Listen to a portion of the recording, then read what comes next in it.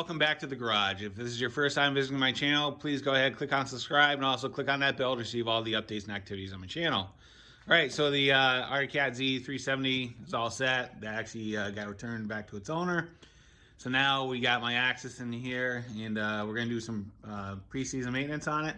Specifically, we're gonna remove the front shocks and get those serviced, and we're also gonna take the rear out.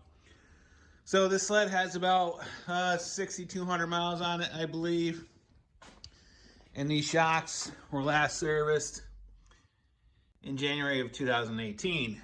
So what has happened on this Axys? Not really sure how it got to this state, but what's going on is there is no dampening in the rear shock. So it's basically like a pogo stick. There's a banging noise too. So it's actually been like this for about 6 months over storage over the summer.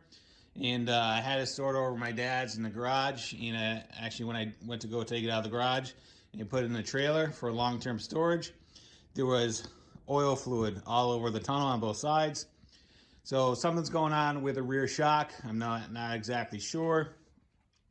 But if you look down there, you can see where it's wet. So either we've lost a seal on the front by the shock tube, or there's a crack in the reservoir. So we gotta figure out what's going on.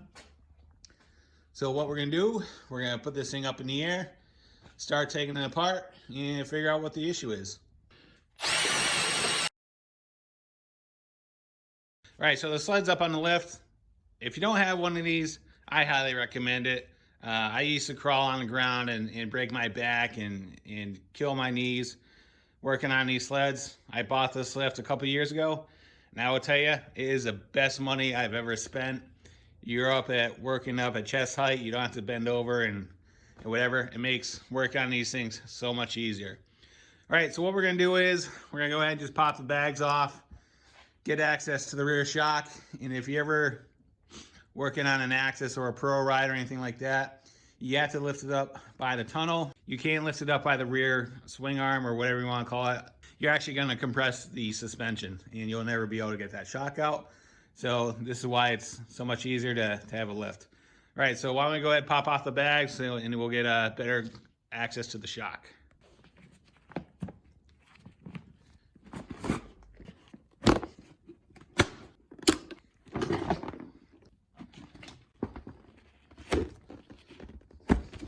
All right, so the bags are off.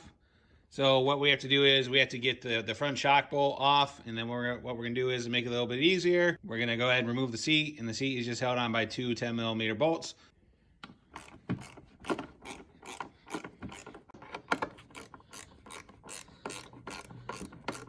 Then go ahead and pop off the seat. All right, so to make our lives a little bit easier, we're gonna go ahead and take the rack off, and the rack is just held on by a couple 13mm bolts on either side, and then a couple Allen heads on the front of it.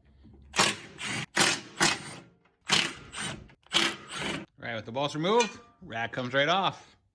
All right, so looking at the date on this particular shock, this one was actually serviced before the two front shocks, so December of 2017. So it's 4 years. It's definitely needs to be done.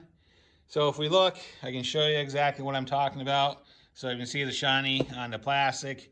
Again, all that is just shock oil that came out of the shock, and basically it came out from this point, which is the highest point, and all the fluid leaked out, and it basically kind of made its way down through gravity. So more likely what's going on is probably just a bad seal by the shaft going into the body. Hopefully that's all it is.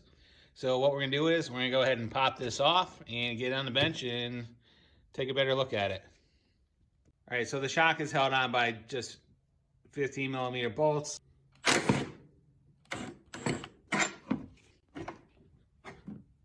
And it comes right out. All right, so now that the rear is done, we're gonna go ahead and remove the front shocks, and the bottoms and the tops are just held on by 15mm bolts. All right, so we got the front shocks removed too. That went pretty quick, pretty easy.